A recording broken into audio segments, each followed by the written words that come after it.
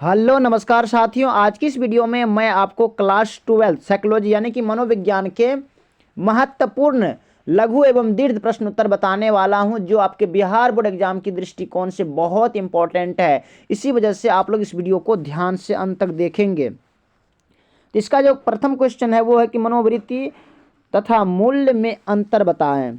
इसका जो correct answer होगा वो कैसे लिखेंगे? आप लिखेंगे कि मनोवृत्ति एवं मूल्य में अंतर निम्न है, फिर उसके बाद डैश देकर लिखेंगे प्रथम नंबर कि मनोवृत्ति की अपेक्षा मूल्य में भावनात्मक पक्ष अधिक प्रधान तथा प्रभावशाली होता है। और दूसरा पॉइंट लिखेंगे मनोवृत्ति की तुलना में मूल्य अधिक स्थिर होता है, फलतः मूल्य में परिवर्तन अपेक्षाकृत अधिक कठिन है।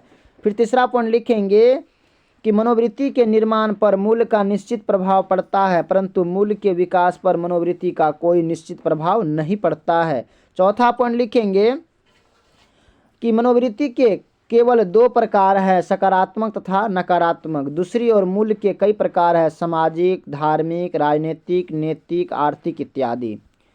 नेक्स्ट क्वेश्चन है कि मनोवृत्ति तथा मन में अंतर बताएं। इसका आंसर बताने से पहले मैं आपसे कहना चाहूँगा कि अगर आप हमारे यूट्यूब चैनल पे नए आए हैं, प्लीज़ इसको सब्सक्राइब करेंगे, लाइक करेंगे और अपने दोस्तों को भी फास्ट में शेयर करेंगे। इसका आंसर लिखेंगे कि मनोवृत्ति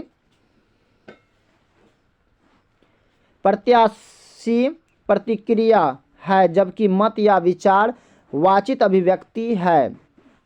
दूसरा फिर पॉइंट लिखेंगे व्यक्ति के व्यवहार पर मत की अपेक्षा मनोवृत्ति का प्रभाव अधिक पड़ता है। आरक्षण के विपक्ष में हमारा विचार होते हुए भी हम हरिजनों के साथ सामाजिक संबंध कायम रख सकते हैं, परंतु नकारात्मक मनोवृत्ति होने पर यह संभव नहीं है। नेक्स्ट क्वेश्चन है, अब नेक्स्ट पॉइंट है कि मनोवृत्ति का निर्माण प्रधानतः अचेतन होता है। हमें इस बात की चेतना बहुत कम होती है कि हम किस प्रकार भिन्न भिन्न मनोवृत्तियों की सीख लेते हैं। दूसरी ओर मत या विचार का निर्माण प्रधानतः चेतन होता है।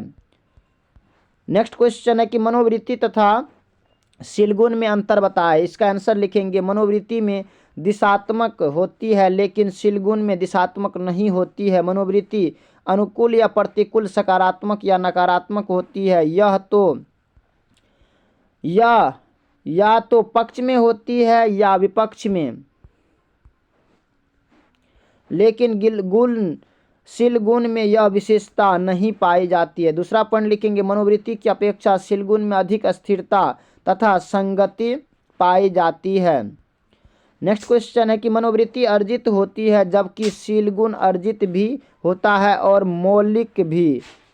नेक्स्ट लिखेंगे मनोवृत्ति में भावनात्मक संगठक प्रधान होता है, जबकि शीलगुण में यह गौण होता है। देखिए, जब भी आपको क्वेश्चन आ जाए अंतर स्पष्ट करे तो आपको जो है ना दो भागों में इसको बांटना है। इस साइड आप मनोवृत्ति लिख देंगे और इस समय शीलगुण लिख करके आप इस टाइप से अगर देते हैं तो अच्छा आपका मार्क आएगा। तो इसी वजह से आप इसके जो है मेन पॉइंट को याद करेंगे और खुद से लिखने का प्रयास करेंगे। नेक्स्ट क्वेश्चन है कि मनोवृत्ति की परिभाषा दे तथा इसके संघटकों का वर्णन करें।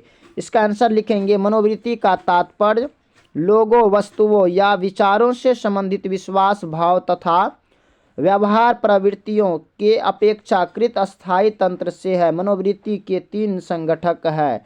प्रथम है संज्ञानात्मक संगठक। इसका लिखेंगे इसका संबंध संज्ञान से होता है। जैसे एक हिंदू मंदिर देखता है तो उसे सकारात्मक या अनुकूल ज्ञान होता है, यह भगवान का पवित्र स्थान है, यही संज्ञानात्मक संगठन कहलाता है।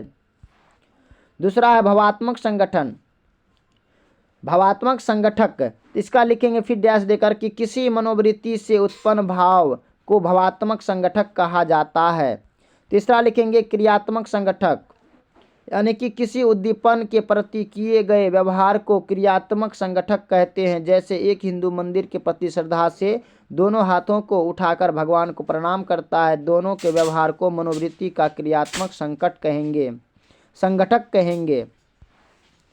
व्यवहार को मनोवृत्ति का संगठक कहेंगे। व्यवहार तो इस व्यवहार को मनोवृत्ति का क्रियात्मक संगठक कहेंगे।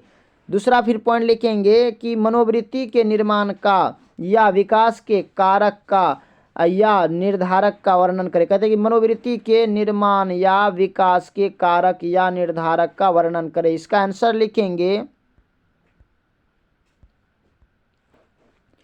कि मनोवृत्ति के विकास एवं निर्माण पर निम्नलिखित निर्धारकों या कारकों का प्रभाव पड़ता है।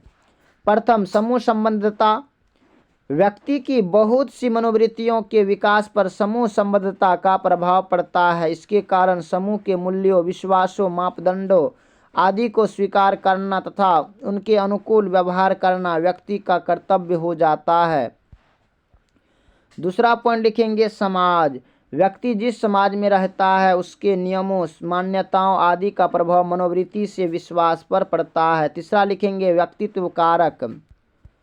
कारकों का भी गहरा प्रभाव पड़ता है मनोवृत्ति के विकास पर। कई तरह के व्यक्तित्व हैं। चौथा पॉइंट लिखेंगे सांस्कृतिक कारक। प्रत्येक संस्कृति का अपना अपना सांस्कृतिक प्रतिरूप होता है जिसका प्रभाव मनोवृत्ति निर्माण पर पड़ता है। तो इसके जो है ना मेन पॉइंट को आपको याद करना है। जैसे क्वेश्चन कह रहा है कि मनोवृत्ति के निर्माण या विकास के कारक या निर्धारक का वर्णन करें, तो इसका कारक निम्न है। प्रथम क्या है? समूह संबद्धता, इसको आपको याद रखना है। उसके बाद समाज को याद रखना है। तीसरा पॉइंट आपको व्यक्तित्व कारक का याद रखना है। और चौथा सांस्कृतिक कारक। आपको अगर ये हेडलाइन पता रहेगा ना तो फिर आप इसके विषय में अच्छे से लिख लेंगे। नेक्स्ट क्वेश्चन है कि मनोवृत्ति निर्माण के मनोवैज्ञानिक कारकों का वर्णन करें। तो इसका आंसर लिखिए। मनोवृत्ति निर्माण के मनोवैज्ञानिक कारक निम्नलिखित हैं। प्रथम पॉइंट लिखेंगे परिवार एवं विद्यालय का परिवेश। परिवार एवं विद्यालय का परिवेश। फिर डैश देकर लिखेंगे विशेष रूप से जीवन के आरंभिक वर्षों में अभिवृत्ति निर्माण करने में माता पिता एवं परिवार के अन्य सदस्य महत्वपूर्ण भूमिका निभाते हैं। बाद में विद्यालय का परिवेश मनोवृत्ति निर्माण के लिए एक महत्वपूर्ण पृष्ठभूमि बन जाता है। दूसरा पॉइंट है कि संदर्भ समूह, यानी कि संदर्भ समूह एक व्यक्ति को सोचने एवं व्यवहार करने के स्वीकृत नियमों या मानकों को बताते हैं। अतः ये समूह या संस्कृति के मानकों के माध्यम से अभिवृत्तियों के अधिगम को दर्शाते हैं। तीसरा पॉइंट लिखेंगे व्यक्तिगत अनुभव। अनेक अभिवृत्तियों का निर्माण प्रत्येक व्यक्तिगत अनुभव के द्वारा होता है जो लोगों के तथा स्वयं के जीवन के प्रति हमारी मनोवृत्ति में प्रबल परिवर्तन उत्पन्न करता है। नेक्स्ट क्वेश्चन है कि मनोवृत्ति के स्वरूप अथवा विशेषताओं का वर्णन करें। इसका आंसर लिखेंगे मनोवृत्ति के स्वरूप के संबंध में इसकी निम्नलिखित विशेषताएं महत्वपूर्ण हैं। प्रथम, मनोवृत्ति एक मानसिक एवं तंत्रिकीय अवस्था है। दूसरा लिखेंगे मनोवृत्ति प्रतिक्रिया करने की एक तत्परता है। तीसरा लिखेंगे मनोवृत्ति एक मध्यवर्ती संप्रत्याय है। चौथा लिखेंगे मनोवृत्ति एक जटिल संप्रत्याय है। पांचवा लिखेंगे मनोवृत्ति संगठित होती है। छठा लिखेंगे मनोवृत्ति अर्जित होती है। सातवां लिखेंगे मनोवृत्ति अपेक्षाकृत अस्थायी होते हैं। आठवां लिखेंगे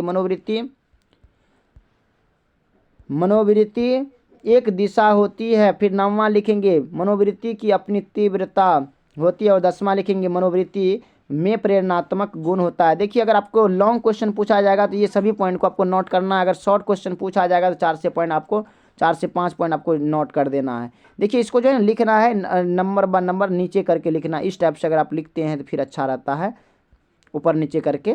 नेक्स्ट क्वेश्चन है कि मनोवृत्ति निर्माण के सांस्कृतिक कारक का वर्णन करें। इसका आंसर लिखेंगे प्रत्येक संस्कृति का अपना अपना सांस्कृतिक प्रतिरूप होता है। उसके अपने अपने मूल्य, मानदंड, परंपराएं, धर्म, भाषा आदि होते हैं। अतः किसी संस्कृति के सदस्यों की मनोवृत्ति के निर्माण पर उसके सांस्कृतिक प्रतिरूपों का निश्चित प्रभाव पड़ता है। इसी कारण जहाँ एक संस्कृति के लोगों की मनोवृत्ति में अधिक समानता पाई जाती है वहाँ भिन्न भिन्न संस्कृतियों के लोगों के मनोवृत्तियों में अधिक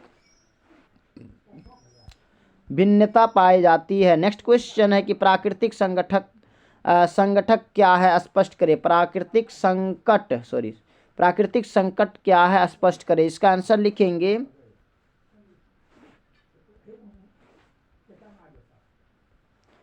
कि प्राकृतिक संकट का तात्पर्य ऐसे संकटों से है जो प्राकृतिक रूप से घटित होते हैं। ऐसे संकटों में भूकंप, महामारी, अत्यधिक वर्षा, सुखाड़ आदि की गणना की जाती है।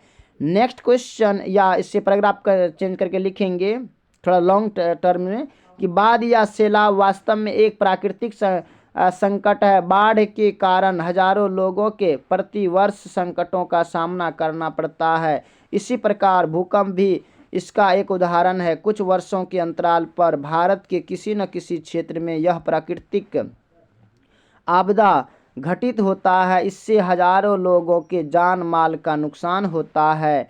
नेक्स्ट क्वेश्चन है कि मानव व्यवहार पर जल प्रदूषण के प्रभाव का वर्णन करें। इसका आंसर लिखेंगे, जल जीवन के लिए आवश्यक है। विभिन्न अध्ययनों से यह प्रमाणित हुआ है कि जब प्रदूषित जल व्यक्ति ग्रहण करता है तो उससे उसका मस्तिष्कीय विकास प्रभावित हो जाता है, जिससे मानसिक मंदन का खतरा बढ़ जाता है। दूषित पानी पीने के कारण व्यक्ति कई तरह के रोगों जैसे पीलिया आदि से ग्रसित हो जाता है, जिसके कारण व्यक्ति में शारीरिक कमजोरी, चिड़चिड़ापन, अन्यमनस्कता आदि आ जाती है।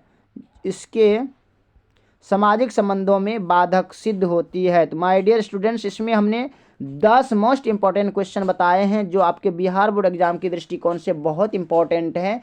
बाकी आपको कोई भी टेंशन नहीं लेना है, अच्छे से आपको तैयारी करना है। अभी जो है ना, आप जो है ना अधिक से अधिक लिखने पर ध्यान दें, क्वेश्चन को देखें और उसको अपने मन से, अपने थॉट से लिखने का प्रयास करें। एक बार नहीं, 2 बार 3 बार करके आप वीडियो को देखें, समझें और खुद से लिखने का प्रयास करें। जितने आप लिखेंगे उतना बेस्ट रिजल्ट आपका आएगा। बाकी ये वीडियो कैसा लगा आप हमें कमेंट में बताएंगे। अगर अभी तक आपने हमारे यूट्यूब चैनल को सब्सक्राइब नहीं किए हैं तो प्लीज़ सब्सक्राइब करेंगे, लाइक करेंगे और अपने दोस्तों को भी शेयर करेंगे। बाकी thanks very much, all the best. फिर मिलते हैं आगे की वीडियो में, तब तक के लिए जय हिंद।